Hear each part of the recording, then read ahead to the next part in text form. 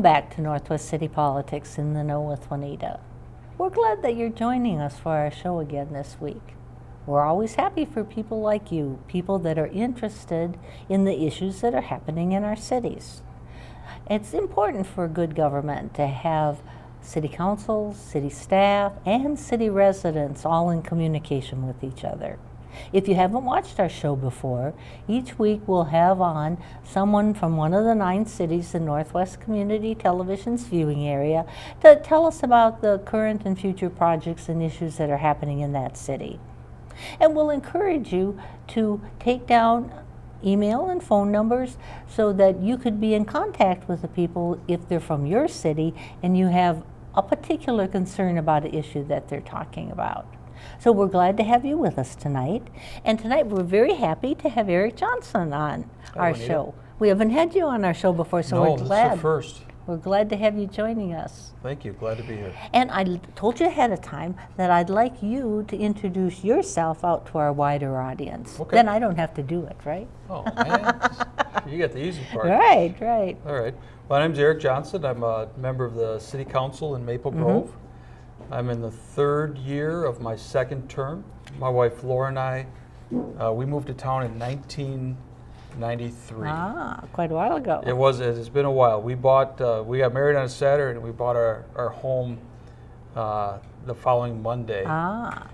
And it was our intention at the time that this was going to be our kind of starter home. And we do some work on it and, freshen it up a little bit and then we move on to something more permanent. Right. Well, fast forward to today, and it's now our retirement home. So, and there's still some freshening up that needs doing on it, but we've always been very happy at our house there in Maple Grove, and had the ability to kind of watch the city kind of come up around us. Right. When we moved into Maple Grove, Cub Foods had just opened. And that was really the only thing over there. And to see what has happened kind of from there, going along Elm Creek Boulevard, and also on Weaver, and then all the neighborhoods that have just sprung up since then. It's even just before being involved with the city, just as a resident to watch all that go on, you knew you were in a pretty special. Now, another area of development is that there's some apartment buildings that are going to be at Hemlock and Elm Creek. Yes. Now, what's included in the proposals for these apartments? Anything special, or how many? Well, there's 2 that are, people recognize them. They're 2-phase projects, both of them. One is called the Sky, and that is one when it was being built, there was a large concrete block coming out of the ground. And people were like, well, what the heck is that? What's going on? Well, what it is a parking structure. Oh, yes. And the apartment building surrounds the parking structure. So the first phase was they built that first building and their clubhouse. The second phase, which is underway now, they're building the second building. So the idea behind this building is that you go in to the parking ramp. If your apartment's on the 3rd floor, you park your car on the 3rd floor. Yeah, that sounded nice when I heard somebody say. You walk out the door from the parking ramp and you're in your hallway. It's been well received, obviously, because they're confident enough to build the second half. And that's very close to Central Park as well. There's another apartment complex there called Botno Ridge, which is affordable housing. And same kind of deal. It was a 2-step development. First step went in, was successful. Second step's going in now, again. And that has the same kind of parking or different? No, that's more standard. Different, The Sky has 2 of those buildings with the centralized parking structure in it.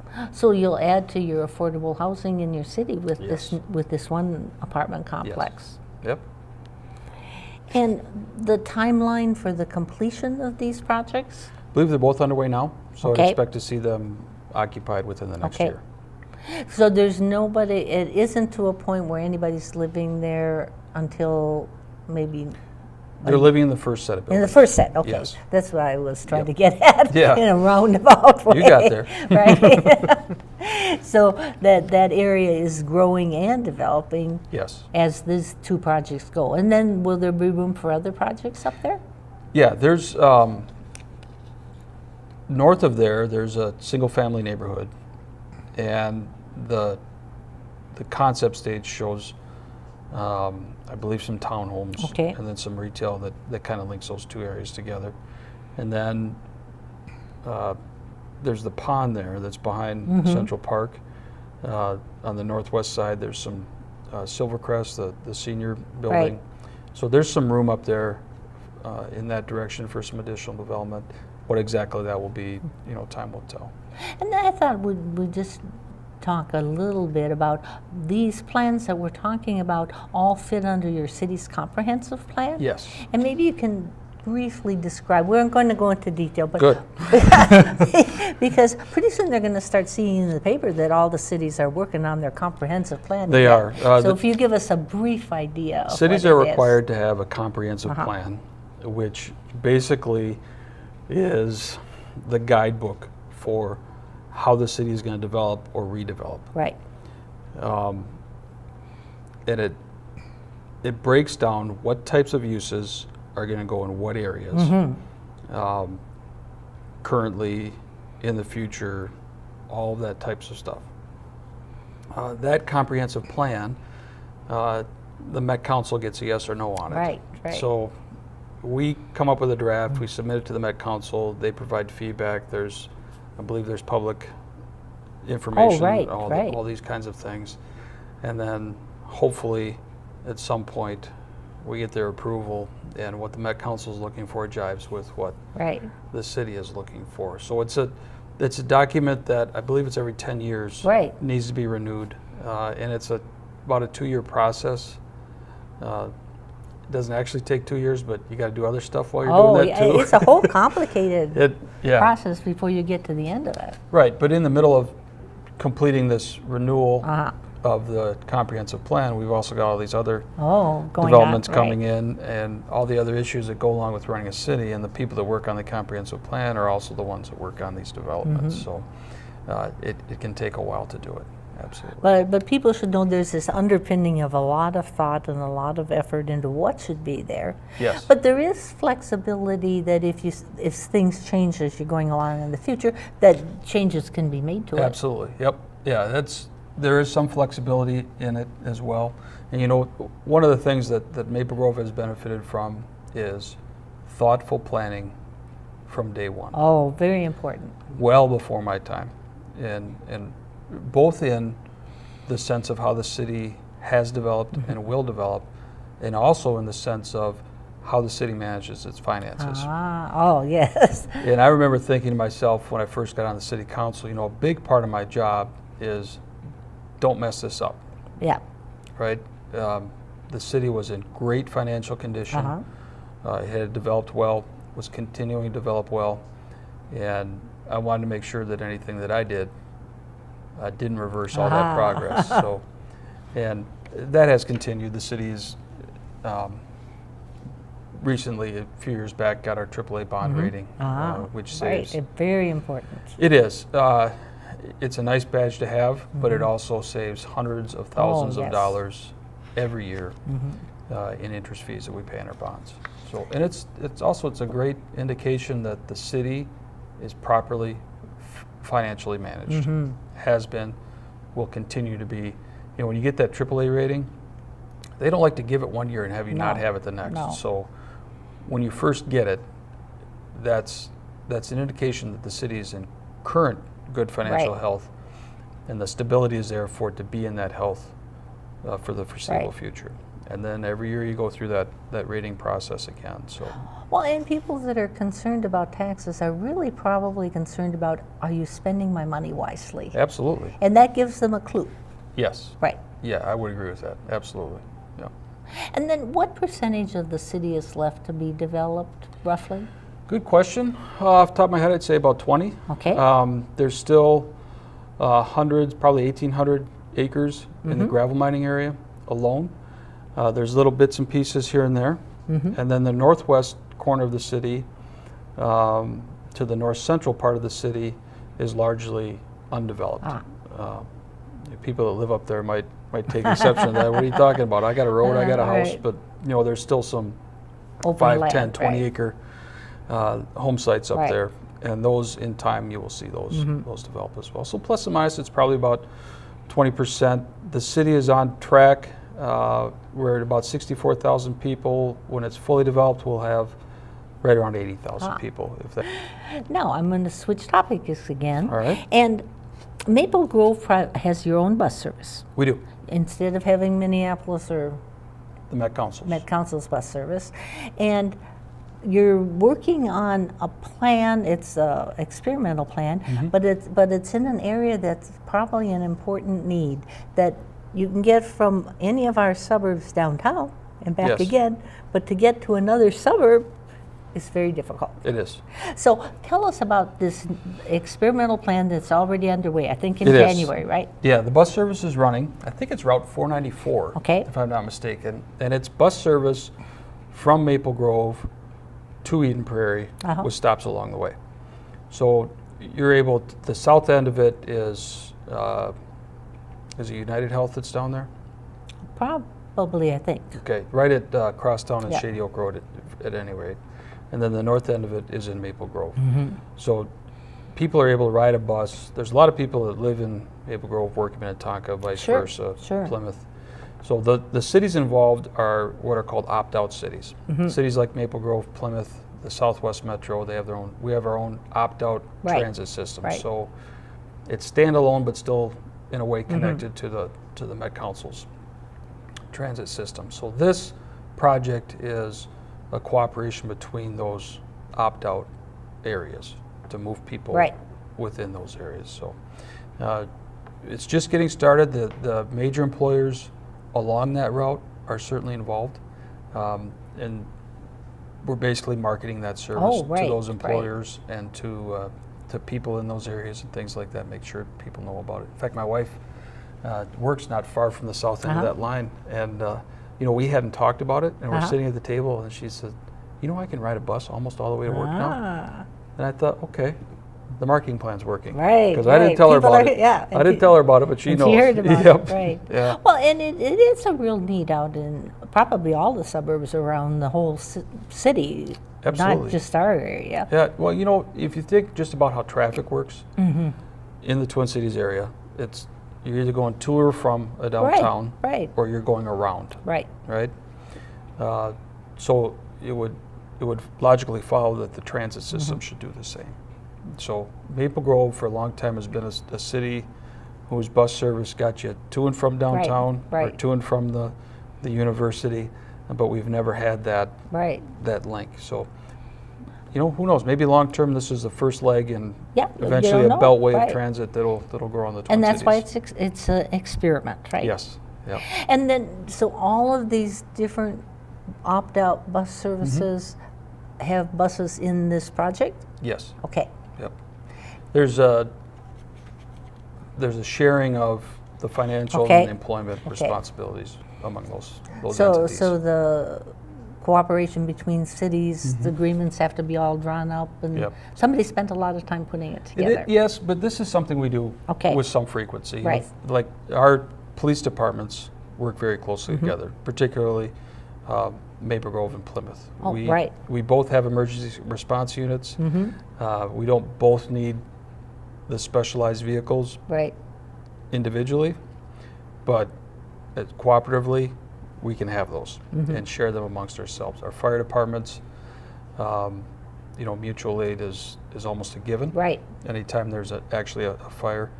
Talk about our yard waste recycling facility, our pups facility, the dog pound, if you will. Those are all cooperative agreements. You know, we pump water to Osseo, Dayton, Crystal, all these different cities. So having those agreements in place is certainly nothing foreign to any of the people involved. And there's more cooperation among cities than people realize, I think. Yeah, there has to be. There really has to be. There's just there's a lot to be done. You know, in every city, there are certain needs that every city has. But not all cities can afford to have. So if we can afford to have this bit, and you can afford to have this bit, and we could share them, everybody's better off. Everybody. Yep. Now on the bus, they can go on your city website and get all the information they need? Absolutely. Right to the home page. There's probably a link right on the home page. If not, transit, and it'll be right there. Now, an issue that I was reading an article about in the Star Tribune a while back was dealing with suburbs and tax increment financing. And so I've been asking several people from many cities so we can gather some information about what's happening. But my understanding is it was originally set up to deal with blight, but along the years there's been some changes in how it's used. Yes. So maybe you can tell us what, briefly. It'll be brief Right. because, you know, as a city council member in Maple Grove, I have not had any tax increment financing projects come before me. So my need to study it is rather limited. We, to date, haven't really had tax increment financing. I think the exception is the Great River Energy Building, which predates my time on the city council. What tax increment financing allows cities and developers to do is to defer or cancel some components of their tax. That obviously makes the land less expensive and makes the development easier to do. Right. In my mind, what it does is speeds it up. So if a city wants a particular use in a particular spot right away, and they have the ability to do tax increment financing, that makes that project more attractive to more developers. What it also does is removes or greatly limits the tax burden on that property, which sounds like a good idea. You have to consider, though, that that property consumes services. Right. And all properties, things like the school district, rely on all properties for those funds. Now, if you're putting in an office building, does it really impact the school district? There's probably good arguments either way. So it's a mechanism that is used, in my mind, to speed development simply by making it more affordable. Right. Maple Grove has not had a need for that. Which is different than some of our other cities. Absolutely. Right. Absolutely. Maple Grove, just by nature of where it's located and how everything around us has developed, and the city itself has been attractive on its own enough to bring in development, in particular residential development. When that residential development occurs, well, then somebody wants to build a shop. Right? Yeah, because you had enough people there. Absolutely. So we haven't really had the need for it. And as a city, historically, we've been pretty stingy with it. The gravel mining area is now eligible for TIF. We'll see how that plays out as far as the timing and the necessity for it. Yeah, because in some of the cities, they have you have to abide by rules that the legislature sets, and you have to set up districts, and then it does enable them to use those taxes that are the increase only. Right. So you've got $1,000 worth of taxes, and then you get $10,000. You can use the $9,000 as a city to pay off bonds and help you buy the land. And there's specific things that can only be used for. Yes. But it depends on whether you have a need for that, right? Correct. Yeah. And whether you're in a hurry. Right. And then the other part is that, not controversial, but it does take away some taxes from the school district and the county. Yes. Which is kind of another part to consider. And then you haven't had to worry about it, but also how much of that you want to do, because how will that affect the incoming taxes and what you're going to do with your general fund? And and it's important to look at every tax dollar, but in particular tax increment financing or tax abatements or whatever the term is. What's the economic impact? Direct and indirect. Right. How long is the duration of this tax forgiveness? What is the duration of this project? Right. Although I wasn't involved with Great River Energy, I could see where that's a long-term thing. Oh, definitely. That's going to be there for a long time. It brought how many hundreds of jobs to the city, all of that. I can understand the arguments for that. I imagine there are arguments against that as well. So.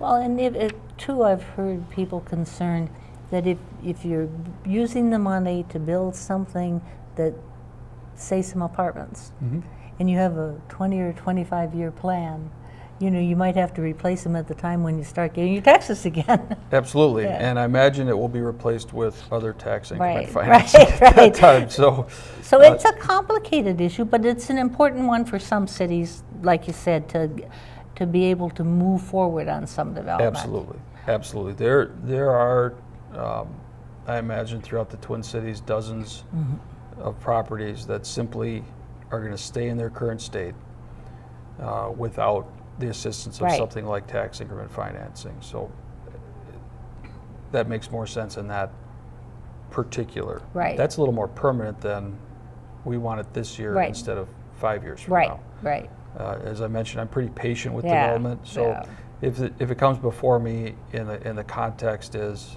look, if we get this tax increment financing, we can build it right now. If not, we think it'll happen in 8 years. Right. I'm probably going to wait 8 years. Well, and then I think your city is particularly fortunate because the developers want to come to your city and build developments. Absolutely. Because of your planning, but of the growing population base and lots of different factors. Is that Hennepin County is bringing out a veterans office to Maple Grove? Just opened. Tell us a little bit about it. It's open a couple days a week. Okay. It's at our community center. So they're available for, I believe, for appointments or for walk-ins. Any of the services that are typically available through the Hennepin County Veterans Office will be available there. So, like the library, there's a big library downtown and lots of little ones. So this is our little veteran service office, and and it's going to be, let me see my notes. I didn't put it. Which building is it going to be in? It's in the community center. Okay. 2 days a week. Okay, and just to highlight for people, where is the community center in Maple Grove? Because there might be other veterans not in Maple Grove that might want to go use that office. Good thought. The community center is on Weaver Lake Road. Okay. It's about a mile west of I-94. It is right at Pineview and Weaver Lake Road. So if people are familiar with where Cub Foods is, it's just north and a little bit east of there. Just north of the Arbor Lakes area. So you can get to it from Hemlock, from Weaver. Very accessible. So instead of, and then there's information on that on your website too. Of course. But so that people that are veterans have needs can now have a new place to go instead of going downtown Minneapolis. Yes. Yeah, and oftentimes, if you're a veteran, you live in town, veterans have myriad issues, a lot of disability issues, or, some kind of snag in their benefits. To not have to travel that great distance really eases a burden on a veteran. And yes, definitely. Boy, you got to do that, don't you? So a good cooperative thing between Hennepin County and Maple Grove. Very much so. All of our cities have different commissions and committees and things that people can volunteer and be part of.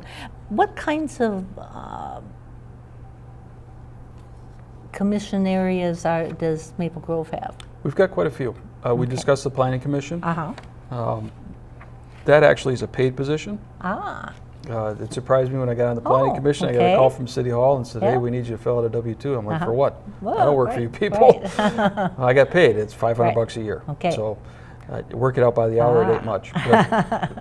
But you actually get paid for that. There's also a Citizens Advisory Committee.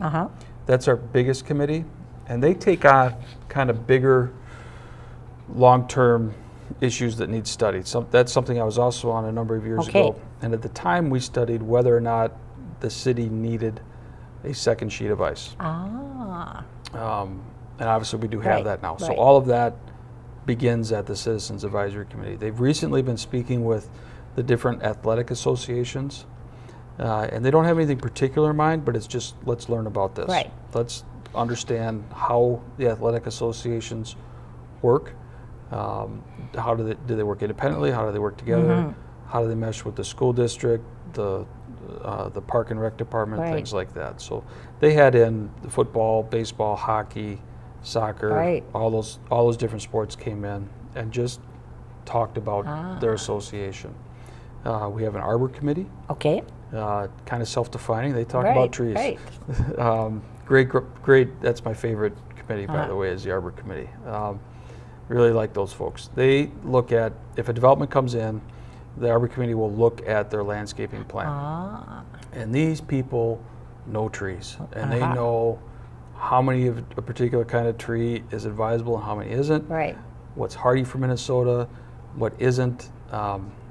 They don't really get into layout, but they look at species and different things like that, and they can look at, they're going to plant a 2-inch caliber, whatever, there, and they look at, well, in 15 years that thing's going to hit the building. They need to move it 5 feet, stuff like that. Right. And they also do a lot with box elder eradication. Box elder is an invasive species that is in the city. Right.